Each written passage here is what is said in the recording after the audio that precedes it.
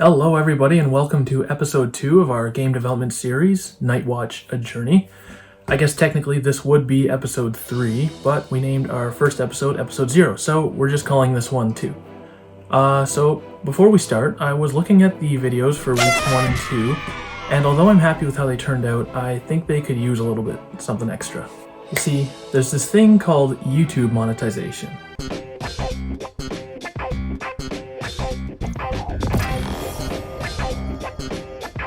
And if a YouTuber wants to monetize their channel to, make a profit, they can't have any licensed or copyrighted material in their content. This includes music, graphics, etc. Now, I think the current threshold to monetize your channel is either 4,000 subscribers or 4,000 total views, something in that ballpark. But being that the YouTube channel here just started out, that's not really a problem for us.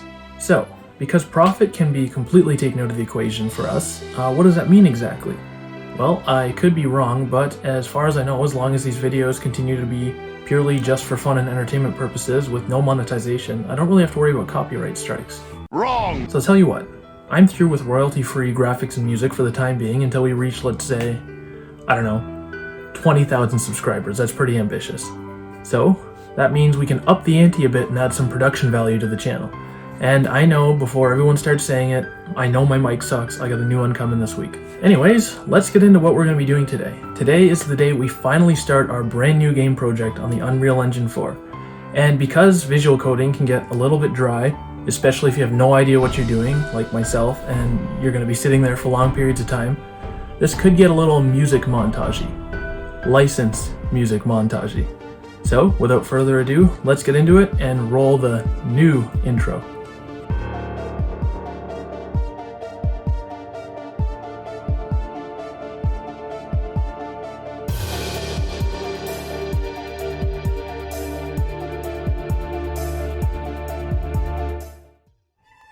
Can you imagine how awesome it would have been if I could have used licensed music like that in every video? Well, I did some research that yielded some less than stellar results. So, quick disclaimer.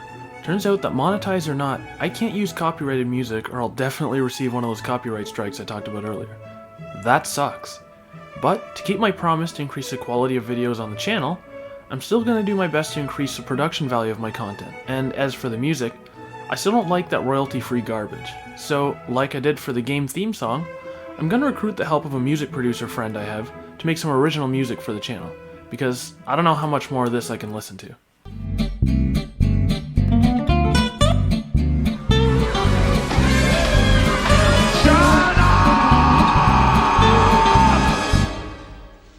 Shut up! Shut up! Shut up! In addition to this, to pay homage to some of the great games that I grew up with and loved as a kid, I'm going to be using some of their classic tracks. At least the ones that YouTube's music flagging system doesn't seem to be able to catch yet. Anyways, let's get started.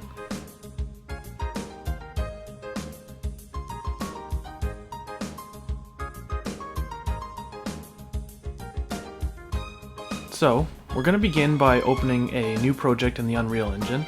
I'm not going to use it, but I'm just going to open up the third-person template so I can give you an idea of what sort of animations we can look forward to using if 1. We don't have our own motion capture studio, or 2. We aren't willing to invest just a little bit of money in our project. Of course, if you don't have any experience creating games, I would greatly advise against purchasing any game assets. The prices can add up very quickly, and if you don't have an understanding of the code underlying these systems, you won't be able to do anything original with them. Hence, your game will just contain unoriginal copies of somebody else's work, which is what we refer to as a asset flip. This game is nothing but a fucking Fallout 4 asset flip. Cry's character model has defaulted to the default character model of Fallout 4. He looks exactly like the main character of Fallout 4 if you don't edit him. I'm not kidding. It's like if somebody took all of the objects and environments and code from one game, and then just copy and pasted it into another and tried to sell it as if they did something different with it. Okay, so as you can see right off the bat, the running's pretty wonky looking. It kind of looks like that kid who was in every elementary school that would just run everywhere and, growled at people. And on the days the cafeteria was serving chicken fingers, they would sprint full tilt to the cafeteria. Ugh, look at the jump. That just screams Raptor Kid. Or the kid who would wear goggles in gym class. Quick disclaimer, before you think I'm being a little harsh, what I just described was literally me in elementary school.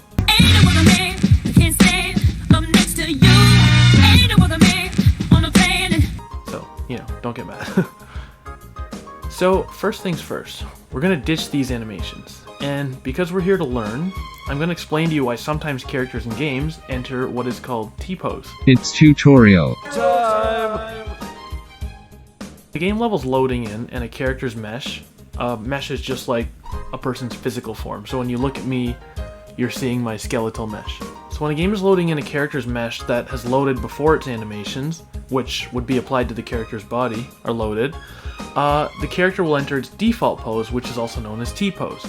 So T-pose is a pose that allows designers to easily see and access most of the game character's body. It's like if you were a physician doing a physical exam and your patient were to spread their legs.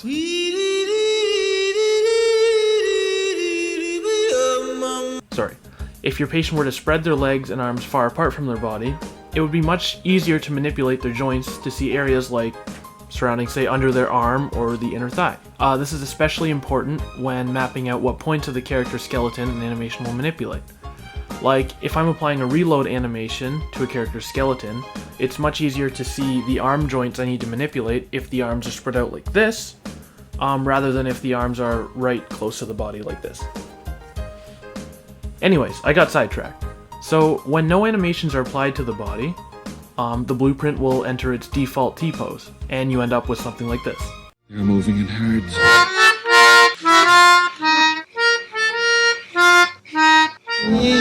Damn, maybe I should run a crash course type game development course. Side note, if you're in post-secondary studies or even high school, you should use Crash Course to study. It's free and probably way better than most of your instructor's teaching styles. Pretty much guarantee that one. All right, class, today, as a special treat, I'm going to show you this fascinating episode of Nova that I taped at home for you. You coming back to bed, Rob? Oh, hang on, honey, hang on. My jaw keeps locking up. Anyways, so we're ditching the stock animations and grabbing some from the store. Because I don't have a motion capture studio and I can't afford to rent one. I personally like the Kubald Movement Pro animation sets from the Unreal Engine store, but there's lots to choose from. Some of them are free, I just prefer this one. So for my game, I want to use what's called root motion animation rather than in-place animation. Time for another lesson. Damn, maybe I should actually do some game tutorials. Let me know in the comments down below if you'd be interested.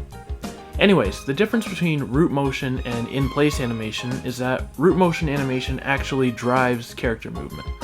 So what that means is that the character doesn't move unless they're propelled forward by their body, whereas in-place animations simply play an animation over top of a moving character. So, how can I explain this?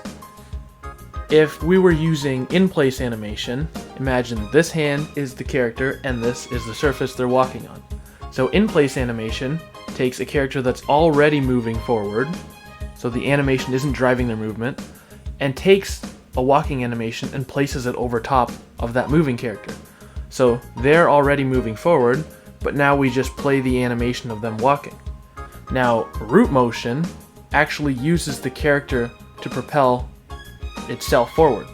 So if the character's foot doesn't make contact with the ground and drag their body forward, they aren't going to move. So that's the difference between in-place animation and root motion animation. Okay, so if we go back to our in-game video feed, we can see that even though no animations are playing on the character and they're stuck in their reference T-pose, we can still move them around the game world just fine. This means that their animations don't drive their movement. Now, that's not like a regular person who can't just slide forward without moving when they walk. In real life, your feet hitting the ground and your legs flexing are what actually pull you forward. So, root motion animation, although much more difficult to implement, is more realistic. What does it look like in action? Well, let's look at a difference between a game like, say, Skyrim and Grand Theft Auto. In Skyrim, we can see that characters slide forward when they're playing walking animations, but the animations don't really line up with their speed, and they move at a constant pace, almost like they're on a conveyor belt. Whereas in a game like Grand Theft Auto or Red Dead Redemption, the characters move at a pace that matches their propulsion from their movement, and they only move forward when their feet pull them forward. So this would be accomplished by writing a code that tells the game only to move the character forward every time their left foot or right foot makes contact with the ground, like I showed earlier. So if they were sprinting, their left and right foot would make contact with the ground much more often, making them move faster as a result. As opposed to if they were walking slowly forward, their left and right foot would make contact with the ground less often, making them move slower. Now this is opposite to in-place motion, where you would just code a specific speed that the character would move at if they were running versus if they were walking.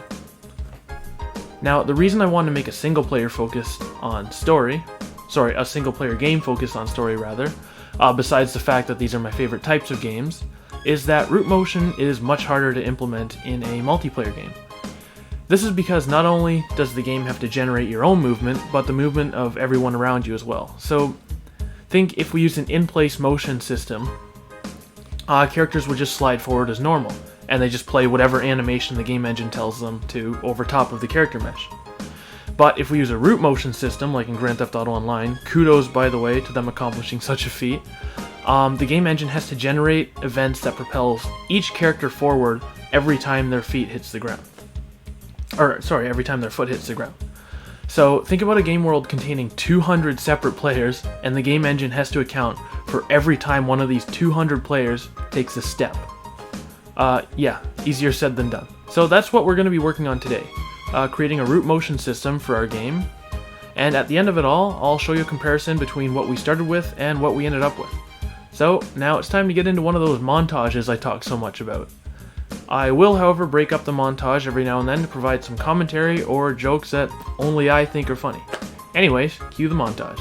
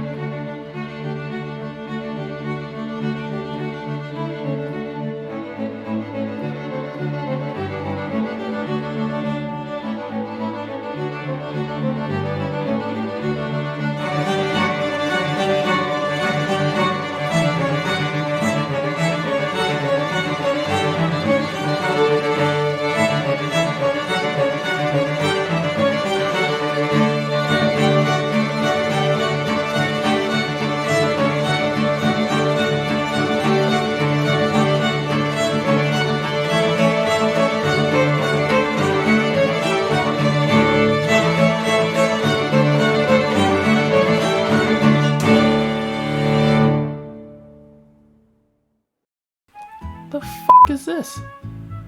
Okay, I know what you're thinking. That looks really stupid. But, you know what I'm thinking? That looks like a game feature. Hire me, Todd. We're gonna need distant weather systems. Okay, so I figured out what was making the upper half of the character's body go into T-pose. So earlier, I was testing out animations for holding weapons like a sword or a gun that would only affect the upper half of the character's body and not the lower half. So their lower body would just continue playing running or walking animations depending on what the character was doing. To do that, I created a node, which is just fancy talk for a visual coding object that represents a line of code. Alright, I'm going to spiral off track again. Okay, I'm going to explain nodes to you. So the way visual coding works is by connecting nodes. Each node, which is just one of these blocks that are connected to each other with spaghetti, the blocks represent a chunk of code. So instead of typing out a line of code, I can just grab the placeholder for that code, saving me countless hours of development time. So one of the most simple nodes is called a Boolean. Now this represents a true or a false statement, which is just code talk for if the character is doing this, or if this is true, then next we should do this. Or if the character is not doing this, then next we should do this. So for example, let's say we wanted to make it so the character can't reload their gun while they're sprinting. That's stupid, and I don't know why you'd ever implement that as a feature, but it's just an example. So first, we would need to take this node that we would have made earlier that is representative of whether or not the character is sprinting, and we connect it to our Boolean node. Now, we see a true and a false section. So if the character is sprinting, or sprinting is true, we don't want the character to be able to reload. so we take another node that we coded for earlier and set it to false. So if our character is sprinting or sprinting is true, then we can't reload. And we would just do the opposite down here. If the character is not sprinting or sprinting is false, then we can reload. Now, we can use true-false coding for just about anything, even something like making loot in games a little less tedious. Like, let's say we do the same code for a boss fight in a looter shooter like Destiny, and we're grinding for a specific exotic. At first, we can have the exotic drop be based completely on chance, let's say for the first 10 completions of the raid or the boss encounter.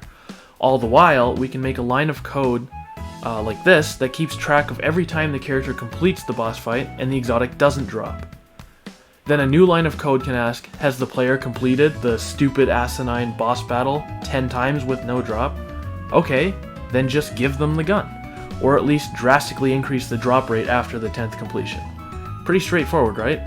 So tell me, Bungie, why is it that I can have 50 plus documented completions of the Crota raid in Destiny and still never get my exotic Crux of Crota to drop?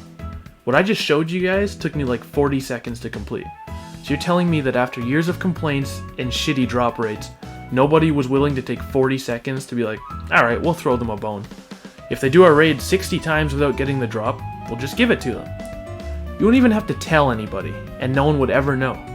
No, these looter shooter companies know that we want the loot, and they dangle it on the end of a string, so we come back week after week to maybe get a little taste before they rip it away and say, whoops, sorry, guess you'll have to keep playing our game forever and spend more money on it, see you next week.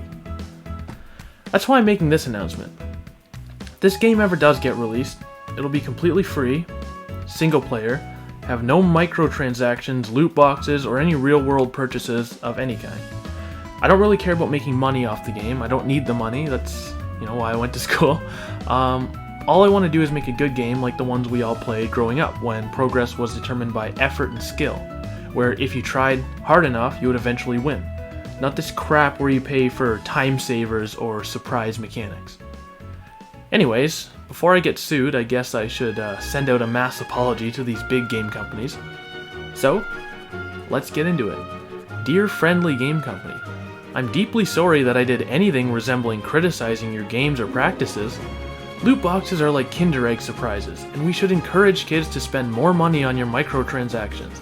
We should also encourage them to support local businesses by spending more money at casinos and at their local drug dealers. I support and encourage your brave stance on the gaming industry and urge you to keep it up.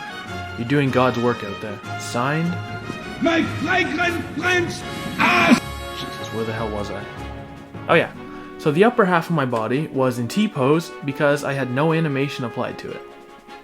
So, animations that affect only parts of the body will make it easier for me to create code for switching between different movement states like unarmed, melee combat, gun combat, and so on.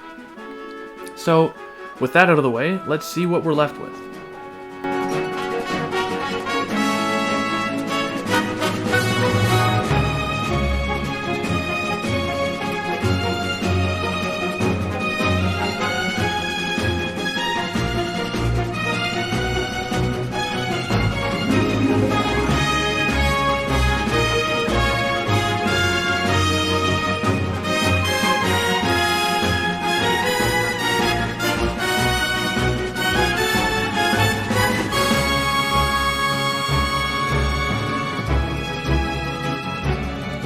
As you can see, that looks much better than what we started out with. So I hope you guys like our new locomotion system. Next week we're going to be adding some GTA-like parkour mechanics for climbing, hopping fences, etc. Some other things we'll add in for locomotion are different states like sprinting, crouching, crawling, and some turn-in-place animations, which will work in first-person mode as well, because my god, I seriously thought we were past the point of a AAA big-budget game having their character's feet just slide and rotate in place without moving their person as the character turns. I'm looking at you, Cyberpunk.